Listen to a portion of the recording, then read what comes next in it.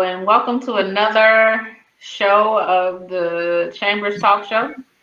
Today we are going to be talking about, can I just take a moment? I know we live, I really don't care. Technical difficulties have me extremely frustrated right now. I need to take a little song.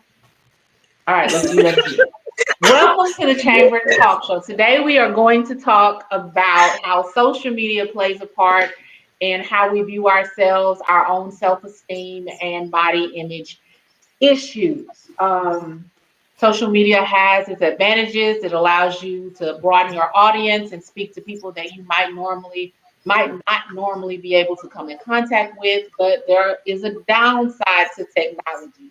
Sometimes technology works and sometimes it does not. But when it comes to social media, one of the negatives about it is that you may see images portrayed that may give you a false sense of what healthy, of what natural, and what beauty actually is. There's beauty in our strength, there's beauty in our flaws, and there are beauty in our scars. Now, let's get to our two special guest hosts who I am very, very honored and proud to not only call colleagues, but friends. First, we have Dr. Diane Davis, board certified cosmetology dermatologist, as well as Dr. Nicholas Jones, also known as Dr. Nip and Tuck, plastic surgeon to the stars, residing in Atlanta, home of the ostentatious Brazilian butt lift.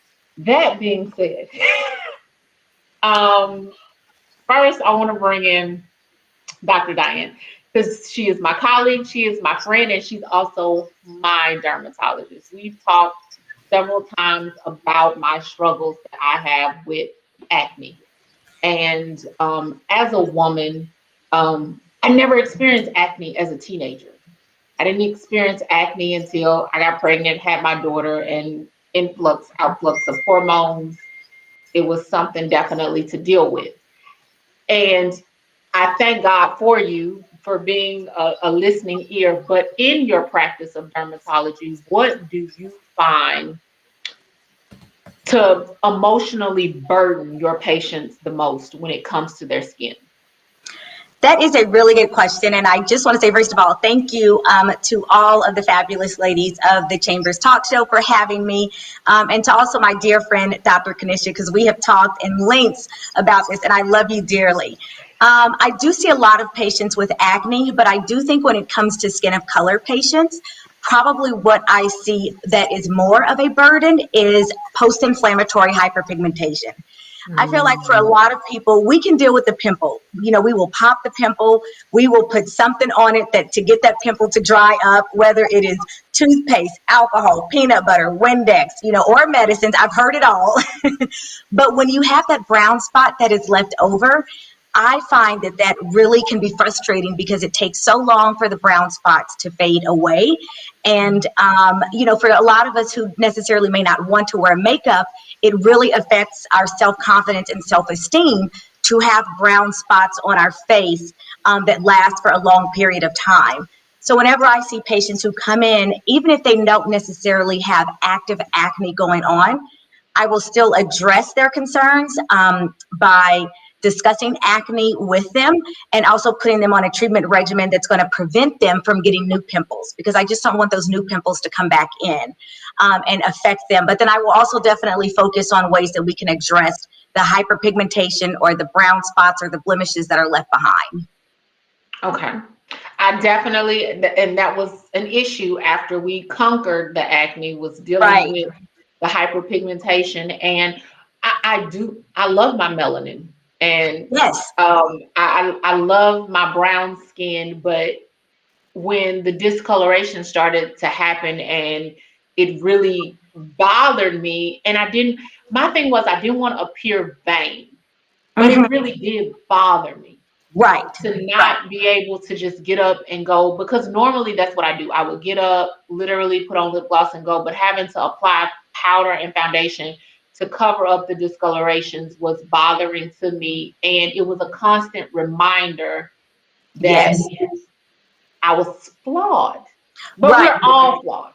Okay. Right. But I think Nick would also agree, like, especially with black and brown skin, but especially with African American culture, to us, beauty is an even complexion. Like that's Yes. what the beauty in our community. It's a nice, even complexion. It's putting on lip gloss and go. Some of us like a little bit of mascara. So I definitely understand when patients come to me. And I even teach this to some medical students now that I do lectures. And I will put up a lot of pictures of different patients with acne and hyperpigmentation, and I'll ask them to give me the diagnosis, and they will give me every diagnosis in the book, but I will say, guys, you're missing a key point. And I tell them, as rising doctors, if you don't address the hyperpigmentation, then we're not definitely doing a thorough evaluation and addressing that concern. It may not necessarily always be addressed at the first visit, but definitely at least just mention it to the patient, because even when I see patients with eczema and their eczema is clear, like the parents will ask me about the child, what about the dark spots? Or what about the light spots? Like, when are those going to go away? So I think, for our culture, it's just beauty is having that even skin tone. And we want our patients to have an even skin tone so that you get up, you put on your sunscreen, your lip gloss, and go. Exactly. And I'm sorry I left out sunscreen because I'm putting that That's okay. I got you. Now, Dr. Nick, I have a different question for you. So social media is like the home of the filter and people always put their best foot forward on social media. Have you ever seen a photo posted on social media and it's either your work or your colleague's work, and this person might be misleading the audience by portraying this image as natural? Right. Well, first and foremost, I want to thank you for having me on your show. I like the promo. The promo was hot. That was a hot promo. To answer your question, yes, it happens. It happens all the time, but people, I think social media isn't a reality. Like, people only put out what they want you to see. And so a lot of times, like, I have patients who, they may be appearing on a show or something, or they may be going on vacation, 20th year reunion. They want to look their best, but they don't want people to know that they had work done. And so they get the work done and say that they went to the gym. Or then you have some at the entire other end of the spectrum, like plastic surgery has become popularized, and so a lot of times it's a contest to see who's had the most plastic surgery. So it varies. And just to piggyback on what she said about in regards to skin complexions, I think for our culture, for African Americans, what we consider as beauty, like a standard, I would definitely say that smooth, even toned skin is probably at the top of the list. Like, I have females all the time who come in and they have like hyperpigmentation under their eyes, and they want to know what exactly can be done. And a lot of times there's not a lot that you can do, but I would say even for men, smooth skin is probably very, very common. All right. Well, I see that my other co-hosts have decided to join us. Hello, Dr. Tamika. Hello, Dr. Tamra. Hello, Dr. April. I hope you have been listening. And I hope you guys also have questions for our good doctor guest co-hosts. Let's start with April, since she's front and center. Dr. April, you have some questions for our colleagues here?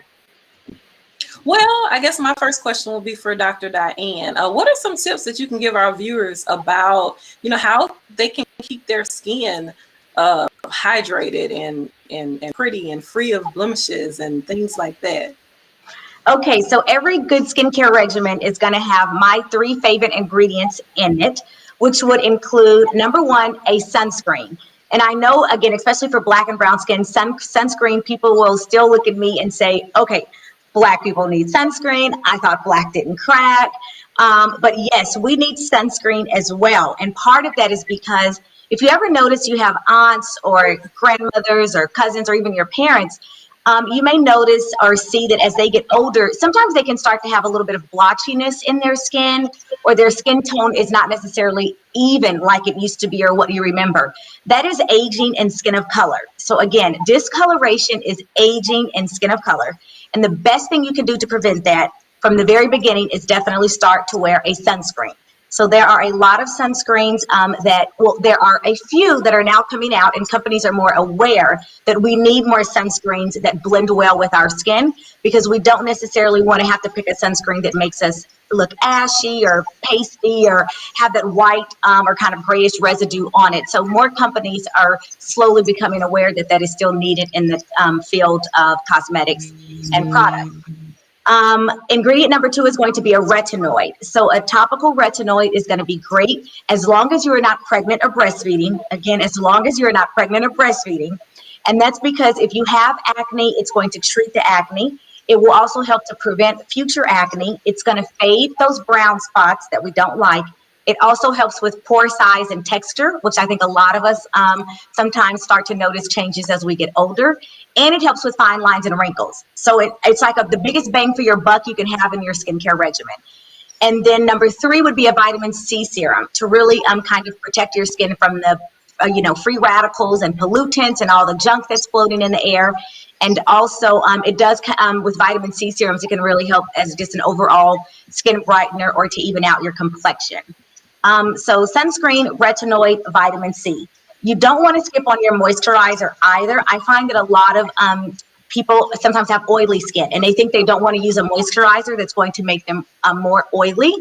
But if you don't have a moisturizer to balance out your oil production, then what will happen is your sebaceous glands or your oil glands will kick into overdrive to try to moisturize your skin. And that's where you can start to get acne or blemishes. So you definitely still want to use a moisturizer as well. And of course, your skincare regimen should be done every day with a cleanser twice a day. You do not have to spend expensive amounts of money or lots of amounts of money on a cleanser. Any cleanser is fine. Just make sure you clean your face. Okay, thank you. Very welcome. Can I throw something in? Water. Drink lots of water too. Yes. That's real important. I have a question for you, Dr. Davis. What about, you mentioned the retinols. Is there a certain percentage that's more effective, or does it matter just as long as it has some sort of retin-A in it? So I personally like prescription strength only because I do think it gives you a little bit more bang for your buck. For a lot of people, you may notice that you will see retinols or retinals that are over the counter versus a retinoid, which is going to be prescription strength. The retinols and retinals still have effective properties, but they can sometimes take longer to reach those effects. And sometimes they just don't have enough bang for your buck, in my opinion. But I do know sometimes for some people, using a prescription strength can be too irritating for the skin because it's too strong. So I will usually start my patients on a low percentage and make sure that they're on a very hydrating moisturizer. And then I will slowly increase them as they're able to tolerate. Probably the one that's the middle of the road that I think a lot of people can use that is over the counter is Differin Gel. It's Differin. It previously was prescription strength, but it's mild enough that now the FDA has allowed for it to be over the counter. So it's a very mild retinoid that I think a lot of people can start on, or they can start their kids on if they start to notice blemishes. But then, of course, you want to follow up with your board-certified dermatologist to make sure that you're on the right treatment regimen. But that's a good question. I don't know. What do you think, Dr. Nick? So I mean, I like to play around with skincare products. Okay. This always kind of been my I just like to try different things and free things. And okay. So for me, like I know I've prescribed it for some of my patients. Some patients it dries the retinoids. Right. Retinoids, right? Correct. Yes. So it dries their skin out. So when that happens, I'll tell them, well, look, you can't use it every night. Won't you try it every other night? And then for me personally, the vitamin C, it kind of like burns my skin. Is it supposed to, it tingles? It depends. Sometimes it can. Sometimes it just depends on the percentage of vitamin C in the product. It also could be if you're using a retinoid that, again, your skin is becoming a little bit more sensitized. So sometimes, again, I will usually start off patients on a retinoid first, make sure they've built up enough tolerance, and then I'll add the vitamin C in later. But it could be the percentage of the vitamin C, or it could be that if the vitamin C product is already broken down, because vitamin C is a very unstable product. So that's one skincare product where I tell patients you necessarily don't want to go cheap on, only because there's a lot of vitamin C products out there, but the stability is not up to par. And so as it's breaking down, it can definitely cause some irritation. Yeah, so you just have to be a little bit careful. Okay, so let me jump in and just add a little bit. Let me play devil's advocate. So are you saying that if we take care of our skin, maybe we don't need all the filters? Because with social media, you see so many filters out there, and it's so many things that really are like unrealistic. I mean, I do think definitely, I mean, we would love for reality to be reality, you know? So I personally do think if you are very consistent with a good skincare regimen, again, because not all skincare regimens are created equal. And honestly, you don't need a lot of products. I find, and I'm sure Dr. Nick would say this too, some people come in with the entire Sephora store. And I'm just like, this is way too much. Like, you only need 4 or 5 ingredients in your skincare regimen. But I do find if you're on a good skincare regimen and you're consistent, you can definitely achieve a nice glow up. Of course, yes, sometimes you may still need to go and see your dermatologist or plastic surgeon or your esthetician for a nice facial or a nice chemical peel. You know, there's definitely still things that you can do. But, you know, I think it would be nice for all of us to show, you know, our true self. But again, these filters, they give you this glow and this highlight and this cheekbone and these lips and these eyes that, you know, now slowly the perception is becoming the norm. And so it's a little bit hard. So, you know, I try to definitely, at least in practice, I encourage my patients to really stay consistent with my regimen. And the best is when my patients will send me emails of their photos. And it's usually just like them in their car with nothing on. And they're like, oh my gosh, Dr. Davis, look at my skin. And then usually I ask them, can I post it to my social media? But for me, having that real-time feedback is the biggest reward. But I think the filters is something that, I mean, because our society is just so in tune with social media and digital and imagery, you know, it's going to be something that I think we just really have to continue to talk about to try to set realistic expectations. So that's a tough question. I don't know if I really answered it. Well, I have a question about just kind of thinking about the psychological perspective of when we talk about social media, and because I see a lot because I see a lot of 20, 30 somethings. And when we get into kind of comparison of what they see, and, you know, maybe they're seeing people with filters and all these things that aren't necessarily a natural look. And I'm wondering what you all are, you know, think about. How do you make the distinction between kind of maybe what's typical body dissatisfaction, like kind of typical, I'm not liking this, or I just wanted a little nip tuck here, and maybe more significant, like maybe body dysmorphic disorder, or just, and how do you handle that when you see it? Maybe when it's just kind of a little bit, maybe more of a psychological issue. I'll take that question. So when patients come in for a consultation, I mean, as a plastic surgeon, I also have to play the role of a psychiatrist. So I have to first assess what it is that the patient wants done, and just to make sure that their expectations are realistic and that I can get them the result that they desire. And so a lot of patients, I mean, with social media, a lot of patients, they come in, and I've had, I mean, believe it or not, I've had ladies come in with like a post, like a poster board with like various pictures of women on Instagram, and they want their body to look like that. And so a lot of times, I mean, if you are, you know, 5'5" and you weigh 200 pounds, you can't expect to have a surgery and come out and look like a Nicki Minaj or look like Cardi B or look like Kim Kardashian. That's just not realistic. And so after counseling your patients and just making sure that we're both on the same page, if I feel like I can get them the result they desire, then we can move on. Otherwise, unfortunately, I won't offer them surgery. But sadly enough, if I may not offer them surgery, but there is someone who will be willing to take their money.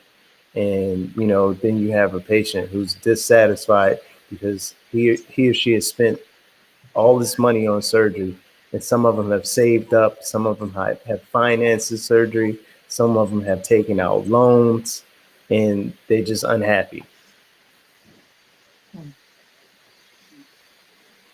Yeah, I would definitely think like establishing realistic expectations is really important. And also kind of identifying those patients and knowing if, you know, we're on the same page, or, you know, if, you know, what they're looking for is something that I can't provide. And so when that happens, then again, I'm happy to, you know, sometimes maybe offer them, you know, definitely recommend that they may go and get a second opinion. But oftentimes, you know, for those patients that are, you know, really seeking that, you know, they will find someone that either will, again, like Dr. Nick said, take their money, or they will, you know, fly to a, you know, a different country or something to achieve those results. So it's tough. I know both of you to be very social media savvy, both Dr. Diane and Dr. Nick, aka Dr. Nick and Tuck. What are some of the negative feedbacks that you've gotten from your great social media presence? I think for me, I mean, it's a fine line, because, you know, the more that you put yourself out there, the more feedback you're going to get, and all the feedback is not going to all be positive. Like, I mean, I have some unhappy patients. I have some people who may just not like me. And so you have to be able to deal with the good and the bad. And so when you put yourself out there, I mean, I may put up a before and after picture, and somebody may critique my before and after picture. And so for me, I can't take, it's hard for me not to take it personal, because this is my work. And so when somebody's criticizing it, it's hard for me to just kind of like step away, but you have to. But I mean, it can be I think it's very beneficial for any type of business. And I feel like if you're in a cosmetic or aesthetic industry, that if you don't have a social media presence, then you're doing yourself a disservice. Yeah, I absolutely agree with Dr. Nick that if you're in the cosmetic or aesthetic industry, you have to have it. I mean, when I started my cosmetic fellowship, I only had Facebook, and my fellowship director was like a 71-year-old white man. I love him to death, but he had social media. And he was like, Dr. Davis, like, why don't you have a social media account? Like, you are going into cosmetic dermatology. So I had to quickly learn that it is important. And I really use it as a tool for education, as well as to definitely show some of my work.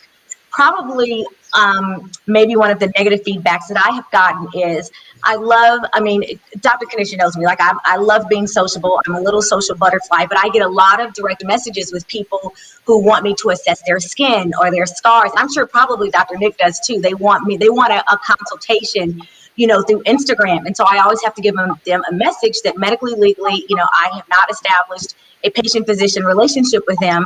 And so if they're interested, then they need to contact my office. And I do get some patients who get upset about that. Well, why do you give, you know, advice on Instagram if you don't want to give me advice? And I'm just like, I give general advice to my followers to learn. You know, these are my 3 favorite sunscreens. But, you know, if this sunscreen doesn't work for you, I mean, that's fine. But I can't give you, you know, specific advice about your specific concerns. Like, we need to establish that either through an in-office visit or a virtual visit. So I do have some followers who get upset with me about that. And it's okay. I just tell them thank you, you know, stay blessed. And, you know, usually I block them. So speaking of which, we do have a question from the audience that wanted to know, can you use vitamin C daily? You can. Yes, absolutely. You always want to use it in the morning. After washing your face is usually when I recommend that you put on your antioxidant products. You don't want to use it in the evening time, especially if you're using a retinoid, because that can also cause irritation. And then, there's another, and then sometimes if you're using an acne medication, such as like a salicylic acid or a benzoyl peroxide, then you may want to check with your dermatologist just to make sure so that it's not causing too much irritation. but you should be able to.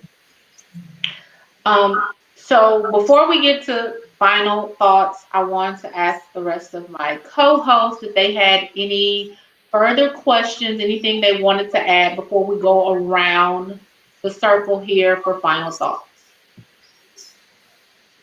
I just had a quick question. Was there anything in particular that you would, any tips or advice? I know not all Black skin is created equal, but just maybe something that is a bit more specific to Black skin that we should know. It's beautiful. So we know that. It is beautiful. It doesn't crack, but it can sometimes fold. That's one of my colleagues taught me that. It can sometimes fold. So you know how sometimes we start to get these little laugh lines right here, or these smile lines. Or sometimes you start to get little extra wrinkles, on the forehead. Or if you make a mean face, sometimes you'll get a little extra, wrinkle there. So there are some nice aesthetic treatments that Dr. Nick and I both provide that are for skin of color. I think that's maybe, I don't know if I'm going out of order, Dr. Kanisha, but maybe that's a point that I can add to tie into the question. A lot of times I think that Black people think that chemical peels aren't for me, or Botox is not for me, or fillers are not for me. And so you can definitely do those type of treatments. You can have them safely done by your board certified dermatologist or plastic surgeon. And you can definitely still age gracefully and beautifully and look like yourself. You do not have to look like a caricature. It's not going to make you look weird or anything like that. But you want to make sure that you're going to an injector that understands, ethnic skin, that understands ethnic features to just enhance what you already have. So yes, I do Botox and it's totally fine. And before we get to final thoughts, I do want to highlight you both, even though that you are in the field of aesthetics and cosmetics, cosmetic dermatology and plastic surgeon. The work that you do is so beyond the superficial, like most people just think of liposuction. But Dr. Diane, I have cried on your shoulders many a days, even though people might think it's vain from my acne, previous discolorations, but I also know that you work with people who have scars from after trauma. And Nick, I've seen the work that you do with people of color who suffer with keloids and the lives that you have changed. Like, I have seen those testimonies, and I want people to know that the work that you guys do is not just, for the gram. And the work that you guys do is not just superficial, but it's not vain when you are healing from internal wounds that have, physical manifestation. And I want to thank both of you for contributing to the healing of so many people by what you do. Nick, I still can't stand you. That's very kind of you. And we love what we do. But no, I think people get the wrong idea when they hear about, cosmetics and dermatology. And especially when it comes to Black women personally, I know I've had this conversation so many times where people feel like it's a luxury to consider going to a dermatologist, going to a plastic surgeon, when it's something that they need help with as far as healing. And it's not always the vanity. It's what you might need in that moment as a part of your healing. So I didn't want that to be lost on our audience as well. Very good. There's one question for Nick. I gave a question to Diane, so I don't want to pass this question up and then we'll close out. It says, Dr. Nick, why is it hard to find cosmetic surgery for legs? I don't think it's hard to find cosmetic surgery for your legs, but there are limitations on what can be done. Like I have patients who oftentimes they have fat ankles. There's really no great solution for that. I mean, it's probably not fat. It's probably just edema. You may have pitting edema. It can be genetic. And so sometimes there are things that just can't be treated. Like, can you get liposuction of your legs? Absolutely. Can you have your veins sclerose? Yes. But there's just certain areas or parts of the leg, like your ankle, like I said, your ankles. It just depends on the underlying cause. But there is lots of treatments or modalities that can be used to treat the legs. All right, so we're going to go around with our final thoughts. We always end with Dr. April because she's going to give us a wonderful affirmation, but we'll start first with Dr. Diane. Okay, one of my final thoughts is less is more. You don't need a lot of products in your skincare regimen, a nice cleanser, serum, moisturizer, sunscreen, and maybe a retinoid. So if you are confused or not exactly sure which products, then definitely go into your board certified dermatologist, and consistency is key with any type of improvement you want to receive. Dr. Nick, let's have it. I would just say that, plastic surgery is for everyone. I don't think there's anything wrong with people of color getting plastic surgery. And I think it's great to start the rejuvenation process early. I don't think there's anything wrong with like getting Botox, getting fillers, just to keep your face fresh or your body fresh. And it's just all about, taking care of yourself. Just like every year, you need to go see your primary care doctor. If you have some little fine lines, there's nothing wrong with starting a skincare regimen. I mean, it's just like taking a vitamin. And so I would say if that's something that you desire, then I think you should get it done. All right, Dr. Tamara. I guess my final thought is just, being a psychologist, I want to kind of piggyback on what you said, Dr. Kanisha, of just, there are definitely working on the outside can be very important, and also working on the inside. And sometimes they go hand in hand, really. And if they, if you feel like, okay, there's something on the outside that especially is causing some anxiety, depression, just something that is really affecting the inside, there's definitely help for that as well. And you can always kind of couple your seeing your dermatologist and plastic surgeon also with a therapist. Definitely. All right, Dr. Tamika, Miss Workout Queen. Well, I'd just like to piggyback off of what you both said. First of all, beauty is skin deep and it comes from within. But, there are times when we do need a little extra assistance. And I've thought about getting some things done. Of course, I don't need fillers. I have full lips. But I have thought about maybe Botox or, as I age, and I'm okay with that. So I'm really glad you guys joined us today so that you can just bring out that it's not taboo, especially for us, because in the African-American community, we keep so much a secret. And now that, we have Instagram and Facebook and all of that, we can join in. Happy to know that we can join in just like the others and also have some things done to enhance our features. So I appreciate you guys.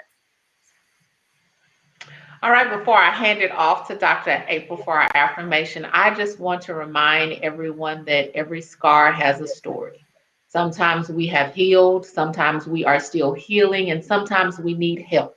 Sometimes that help comes from a friendly sister dermatologist or a witty, wisecracking plastic surgeon I am still honored to call a friend.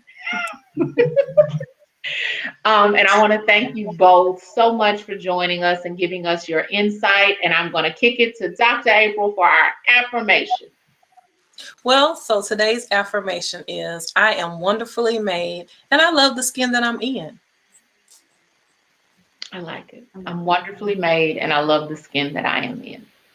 Beautiful. Thank you, everyone. Please be sure to follow Dr. Diane on social media. Give them your social media, Dr. Diane. It's Dr. Diane Davis. That's 2 N's and 1 E on all social media platforms.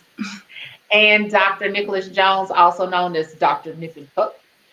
Yes, it is Dr. Nip and Tuck, DRNIPAND, Tuck, TUCK. All right. Thank you both. And please follow the Chamber Talk Show on Instagram, Facebook, YouTube, and our website. All right. Thank you. Xavier University of Louisiana. All Howard, HU. Come on, Diane. Tuskegee. That's right. HBCU. Views in See the house. you. All right, well, let me throw prayer view in here. Okay, okay. Put in there. I love it.